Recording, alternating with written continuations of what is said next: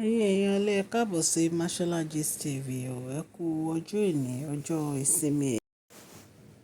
Happy New Week to you all. Tuntun oṣù yìí, oṣù ayọ̀ ló máa jẹ́ fún èmi àti yín. Happy New Month to you all. December tá wọnú ẹ̀ yìí, ire ló máa mú wá, ìdùnnú ló máa mú wá, ayọ̀ ló máa mú wá. Mò ń kí gbogbo yín ní àkókò tó bá wù kẹ́ wà ní orílẹ̀-èdè àgbáyé. Happy New Month to you all. Gist tèmi tí a gbọ́ òní lórí ọ̀rọ̀ àǹtí wáyé o.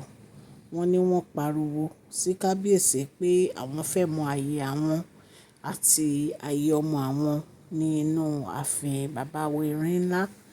Wọ́n ní bàbá Erin ńlá sọ fún wọn pé ibi tó bá wù wọ́n kàn gbé ọmọ wọn lọ o.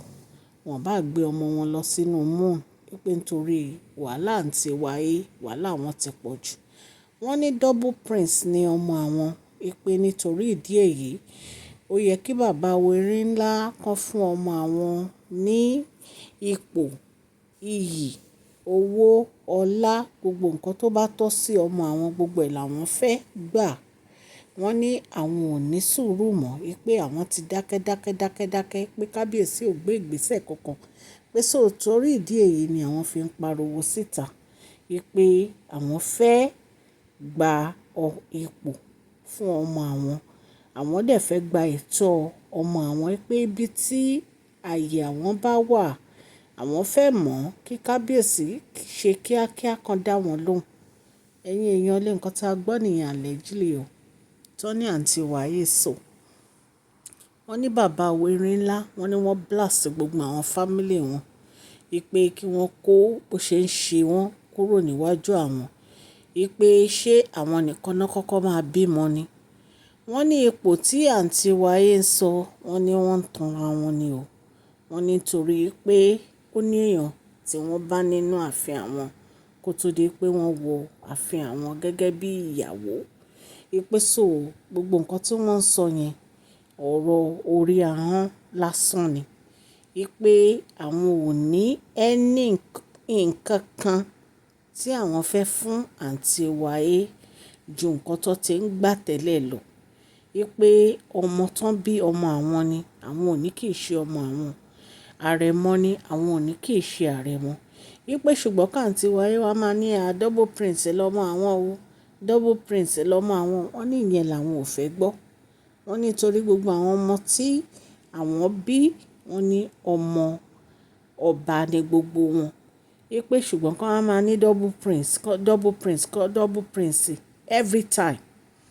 Wọ́n ní bàbá Erin ńlá láwọn ò fẹ́ gbọ́ irú ọ̀rọ̀ rádaràda báyìí. Ẹ̀yin náà mọ̀ pé bàbá wa pàrọ́pò ti wọ́n wọn náà rí àti àwọn ẹ̀gbọ́n kábíyèsí, àwọn prince. Pé gbogbo ọ̀rọ̀ tí àǹtí wa ń sọ lórí social media yìí, àwọn ò fẹ́ gbọ́ mọ́. Pé kí àǹtí wa stop gbogbo àwọn ọ̀rọ̀ yìí. Pé nítorí pé ìdìbò ìbí wọn ṣe ń sọ gbogbo àwọn ọ̀rọ̀ yìí ó ń fa wàhálà sí inú palace.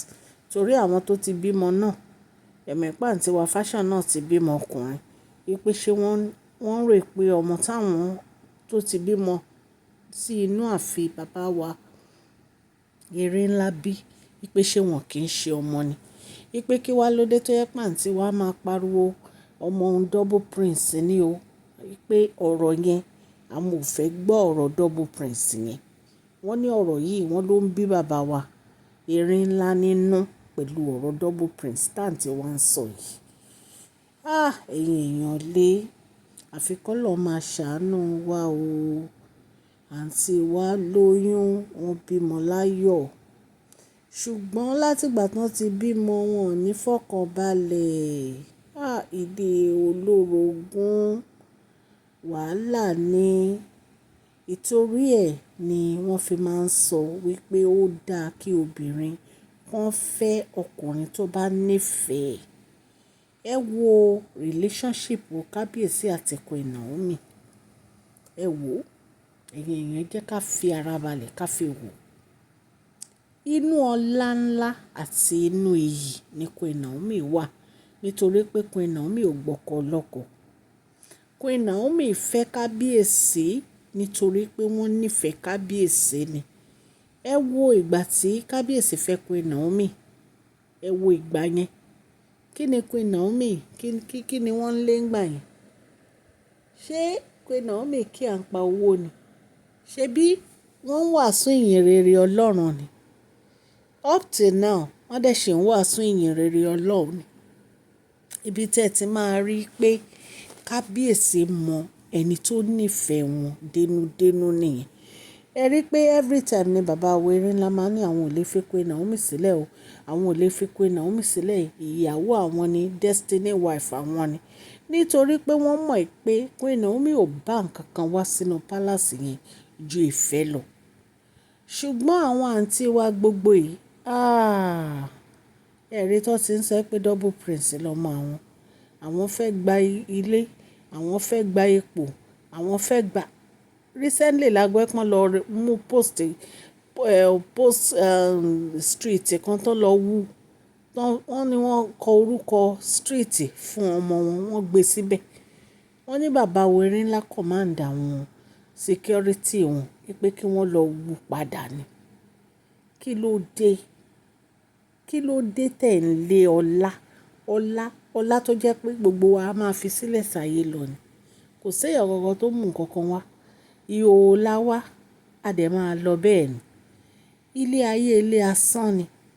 Kí ló dé tó jẹ́ pé ẹ jẹ́ kí bàbá wa Erin ńlá gbégbèsẹ̀ tó fẹ́ gbé lórí ọmọ fúnra rẹ̀? Ẹ̀yin lẹ máa sọ pé nǹkan báyìí lẹ́fẹ̀ẹ́, nǹkan báyìí lẹ́fẹ̀ẹ́. Ṣé kábíyèsí ò mọ nǹkan tó máa ṣe fún ọmọ ẹ̀ ni? Àbí kábíyèsí fi ìyà jẹ àwọn ọmọ wọn ni? Kábíyèsí ń tọ́jú gbogbo àwọn ọmọ wọn pátápátá, kò sí kankan tó ń fi ìyà jẹ. So kí wá ló dé tó yẹ pé ẹ fẹ́ máa dá wàhálà sílẹ̀ sínú palace? Because bí wàhálà ṣe ń bẹ̀rẹ̀ ni, kẹ́ ẹ máa pe ọmọ kan ní double prince, kẹ́ ẹ máa pe ọmọ kan ní single prince. Èyí ò dá. Èyí ò dá rárá. Ìwà tí ò dáa ni. Wọ́n ti sọ wípé àwọn làwọn lọ́mọ àwọn, nǹkan tó bá wù àwọn làwọn máa ṣe lórí ọmọ àwọn. Kéèyàn kankan máa pàṣẹ fáwọn. Kéèyàn kankan máa sọ pé nǹkan báyìí làwọn máa ṣe fáwọn. Ṣebí bàbá wa kábíyèsí ni wọ́n. Àwọn ọmọ yìí dẹ̀ ni àrẹ̀mọ ni wọ́n. Tó bá tó time tí kábíyèsí bá fẹ́ ṣe nǹkan fún wọn, wọ́n á ṣe nǹkan fún wọn. Kò wá yẹ pé every time ẹ máa jáde, ẹ fẹ́ mọ stand yín o, ẹ fẹ́ mọ ààyè yín o, ẹ fẹ́ mọ ibi tí ẹ wà, níbo láyé yín? Níbo ni stand yín, níbo lẹ wà? Ṣé ìgbà tí ẹ wá sínú palace ẹ gbé nǹkan kan wá sínú palace ni? Ṣé ẹ gbé nǹkan kan wá sínú palace nígbà tí ẹ wá sínú palace? Ẹ̀yin èèyàn lé, ìta tún gbà lẹ́jìlì nìyẹn o, tọ́làǹtì wa ń sọ o. Tọ́làǹtì wa láwọn fẹ́ mọ stand àwọn fẹ́ máa yẹ àwọn o. Àwọn fẹ́ mọ ibi tí ọmọ àwọn kù sí o, àyè ọmọ àwọn nítorí double prince lọ́mọ àwọn. Ṣùgbọ́n wọ́n ní bàbá wa Erin ńlá ní láyéláyé kò sí nǹkan kan tó ń jẹ́ double prince. Ẹ̀tọ́ táwọn bá fẹ́ ṣe tó bá yẹ àwọn á ṣe. Kéèyàn kankan má ní wọn lára, kéèyàn kankan má rọ ìṣàn. Nítorí pé àwọn kan lẹ bá ní inú palace kò tó di pé dé. Nǹkan tá a gbọ́ nìyẹn o. Ẹ̀yin èèyàn lé. Mo dúpẹ́ lọ́wọ́ gbogbo etí tó ń gbọ́ mi o, bí mo ṣe máa ń sọ fún yín allegedly bí a ṣe gbọ́ ọ̀la ní ká mú wá fún yín. Mi ìbá kábíyèsí gbénu palace, nǹkan tá a gbọ́ làwa torchlight sí. Orúkọ mi ni Mashola Yorùbá ni à ń sọ lórí ìkànnì yìí. À ń sọ nítorí pé àfẹ́gbàgbé àṣà àti èdè wa dẹ̀ tó ń sọ fún ọ̀pọ̀lọpọ̀ àwọn tí wọ́n gbọ́ Gẹ̀ẹ́sì. Ẹ̀yin èèyàn lè tẹ́ bá ti subscribe tẹ notification bell yín so that a bá ti post any gist ẹ máa rí. À ń sọ̀rọ̀ lórí royal gist, celebrity gist àti gbogbo nǹkan tó ń ṣẹlẹ̀ ní orílẹ̀-èdè bàbá wa ní ilẹ̀ Nàìjíríà. Ẹ̀yin èèyàn lè à ń ṣe advert lọ́lọ́kọ̀ òjọ̀kan lórí ìkànnì yìí. Ẹ kàn sí wa ní masholagist.tv@gmail.com. Mo kí gbogbo ẹ̀yin tẹ́ ń ṣe ọjọ́ ìbí lẹ́ni, happy birthday to you. Èmi yín á ṣe púpọ̀ ọdún láyé o. Gbogbo nǹkan tẹ́ bá ń dáwọ́lé a máa yọrí sí rere o. Gbogbo ẹ̀yin old subscribers a dúpẹ́ lọ́wọ́ yín, a kí yín. Ẹ kú oṣù tuntun àtẹ̀yin new subscribers. Oṣù yìí ó máa tu èmi àti yín lára o. Wọn ò ní wá ẹnikẹ́ni, wọn ò ní wá wa tì nínú oṣù yìí. Oṣù yìí ó máa tu èmi àti yín lára o. Oṣù ayọ̀ ló máa jẹ́ fún èmi àti yín o. Ẹ̀yin èèyàn lé, mo dúpẹ́ lọ́wọ́ gbogbo bẹ́ẹ̀ ṣe ń share tẹ́ like tẹ́ ń comment lórí channel yìí. Ọlọ́run á bá mi gbọ́wọ́ yín sókè òkè òkè ní ọlá yín á máa lọ. À ń ṣe advert for collection center store. Ẹ bá wọn ra bàtà Italian tí wọ́n ń tà láti size 6 títí dé 14. Ẹ̀yin tẹ́ lẹ́sẹ̀ ńlá ẹ kàn sí collectioncenterstore@gmail.com. Wọ́n ń ta fashion bags, wọ́n dẹ̀ ń ta 18 karat gold. Ẹ kàn sí collectioncenterstore@gmail.com. Wọ́n ń ta palm, wọ́n ń ta slippers, wọ́n ń ta sandal. Kò sí nǹkan tí ẹ fẹ́ tó jẹ́ bàtà ọkùnrin àti tobìnrin tí wọ́n ta. Ẹ kàn sí collectioncenterstore@gmail.com. Bẹ́ẹ̀ náà ni à ń ṣe advert fún Royal Beauty and Good Store. Royal Beauty ń kí yín o, wọ́n ní ẹ ra fìlà kẹ́ ẹ múra, wọ́n ní ẹ ra fìlà kẹ́ ẹ múra, wọ́n ní ẹ ra fìlà kẹ́ ẹ múra. Royal Beauty ń kí yín o, ẹ kàn sí Royal Beauty and Good Store kẹ́ ẹ ra fìlà. Fìlà tẹ́ lè dé sí native, ìró àti bùbá kaftan, gbogbo ẹ̀ ni wọ́n ń tà. Tẹ́ bá ti wọ̀ sí orí aṣọ, ẹ ní láti wé gèlè. Fìlà tí wọ́n fi òfì ṣe, gbogbo ẹ̀ ni wọ́n ń tà. Ẹ kàn sí Royal Beauty and Good Store. Mo dúpẹ́ lọ́wọ́ gbogbo etí tó ń gbọ́ mi o. Happy Sunday to you all and happy new month to you all. Please share this video, like and subscribe. God bless you all. Ẹ má gbàgbé kẹ́ fún fídíò yìí ní thumbs up o. Mashola Gist TV ń kí yín o.